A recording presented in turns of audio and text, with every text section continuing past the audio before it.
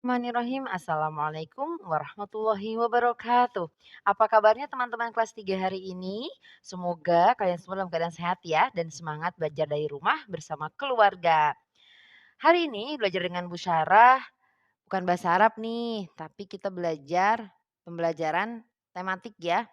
Pembelajaran subtema 1, subtema 3, pembelajaran 5 dan 6. Wah ini hurufnya tebal sekali ya Bu Sarah buatnya. Ya, anak-anak, Bu Sarah akan melanjutkan pembelajaran sebelumnya nih setelah kemarin kalian belajar tentang daur hidupnya kupu-kupu ya. Nah kalian sudah belajar daur hidup kupu-kupu, nah sekarang binatang apa nih yang kita pelajari daur hidupnya? Oke. Nah, sebelum kita melanjutkan, Bu Sarah ingin menjelaskan tujuan pembelajaran hari ini ya. Jadi dengan membaca teks yang disajikan, siswa dapat mengidentifikasi ide pokok dari bacaan tentang daur hidup katak. Nah, kemudian mampu menemukan informasi penting dari baca tentang pertumbuhan nyamuk. Kemudian berikutnya misalkan masalah perkalian dengan cara bersusun. Nah, kemudian di sini ada memberikan saran terkait hidup sehat pada masyarakat di sekitar tempat tinggal. Kemudian siswa dapat menceritakan pengalaman, memberikan saran sebagai pemahaman arti bersatu dalam keanekaragaman di lingkungan sekitar. Kita mulai yuk. Nah, ini dia daur hidup katak. Nih, teman-teman bisa lihat sendiri ya gambarnya. Dimulai dari mana sih daur hidup katak ini? Dimulai dari telur ya. Nah, telur. Nah, kemudian kalian tahu nggak katak ini berkembang biaknya di mana sih? Nah, katak ini dapat berkembang biaknya di air teman-teman ya, dengan cara bertelur. Dan sekali bertelur nih teman-teman, katak akan menghasilkan 5.000 sampai 2.000 telur. Banyak banget ya. Dan katak dapat bertelur sebanyak 3 kali dalam setahun. Nah, jadi sekali bertelur nih katak kalau sudah bertelur, telurnya itu ada 5.000 sampai 20.000 telur, banyak sekali. Kemudian dari telur, kemudian berkembang menjadi berudu. Kalau biasanya kita suka bilangnya kecebong ya teman-teman, pernah dengar nggak kecebong? Dulu Bu Syarah kalau waktu kecil belajar, oh ini kecebong gitu ya. Nah berudu, kemudian dari berudu, berudu 2 kaki, berudunya tumbuh 2 kaki berkembangnya. Nah setelah itu berudunya berkembang lagi menjadi berudu 4 kaki. Nah setelah itu berkembang lagi berudunya menjadi katak muda dan terakhir berkembang lagi menjadi katak dewasa. Dari katak dewasa nanti akan bertelur lagi ya, berkembang biak menghasilkan telur lagi dah. Begitulah siklus perputaran daur hidup katak teman-teman ya. Nah, katak ini teman-teman merupakan salah satu jenis amfibi yang merupakan pemakan serangga. Katak memiliki kulit licin dengan warna yang beraneka ragam. Ada hijau, coklat, merah, bahkan kuning sesuai dengan jenisnya. Coba teman-teman pernah lihat katak warna apa aja ya? Kalau Bu Syara pernah lihat warna hijau, kuning, kuning pernah lihat kuning, apa coklat ya? Kalau merah Bu Syara belum pernah lihat teman-teman, tapi ini ada jenisnya teman-teman ya, ada katak berwarna merah. Kemudian katak dapat kita temukan di area sawah, sungai, rawa, atau hutan. Nah, jadi tadi ya katak itu termasuk ke dalam hewan amfibi dan memiliki ciri apa? Berkaki 4, kulit berlendir dan berkembang biak dengan telur.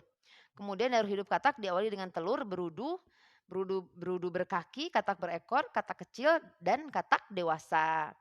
Nah berikutnya anak-anak kita akan belajar tentang daur hidup nyamuk ya, siklus daur hidup nyamuk. Nah metamorfosis ya dan daur hidup nyamuk nih. Nyamuk ini sebetulnya hewannya bermanfaat atau tidak sih menurut teman-teman? Nah kalian tahu teman-teman ada penyakit yang penyebabnya itu nyamuk. Penyakit apa hayo? Yang sudah terkenal tuh penyakitnya namanya kalian sering dengar. Atau mungkin kalian pernah sakit itu ya? Semoga kalian semua dijauhkan dari sakit penyakit yang disebabkan oleh nyamuk ini ya. Amin ya robbal alamin. Itu penyakit apa? DBD. Nah, penyakit demam berdarah itu disebabkan oleh nyamuk, teman-teman. Nah, sekarang kita akan belajar siklus daur hidup nyamuk ya. Kenapa nih bisa sampai banyak nyamuk di rumah atau sekitar rumah nih atau di tempat-tempat lain kenapa bisa banyak nyamuk? Nah, daur hidup nyamuk itu diawali dengan telur nyamuk, kemudian menjadi larva, kemudian menjadi kepompong atau bisa disebut pupa untuk nyamuk, kemudian berubah menjadi nyamuk daur hidupnya ya. Telur, larva, pupa, nyamuk. Nah, apa itu nyamuk? Nih, nyamuk merupakan salah satu hewan yang sejenis yang dapat menyebabkan penyakit. Kepotong teman-teman maaf ya. Nyamuk berkembang biak dengan cara bertelur tumbuh menjadi jentik-jentik nyamuk. Nah biasa kalau kita tuh suka lihat banyak jentik-jentik nyamuk kalau ada air genangan air tuh pasti ada jentik nyamuknya. Karena memang nyamuk itu bertelurnya di tempat yang ada airnya teman-teman ya. Nah, jentik-jentik kemudian berubah menjadi pupa dan kepompong, kemudian menjadi nyamuk. Nah, jadi nyamuk ini senang sekali tinggal di tempat yang berair teman-teman ya. Sangat senang gitu. Makanya nyamuk ini merupakan salah satu penyebab penyakit karena senang di tempat yang berair. Biasanya kalau ada genangan-genangan air, air hujan kalau bergenang nih di teras rumah.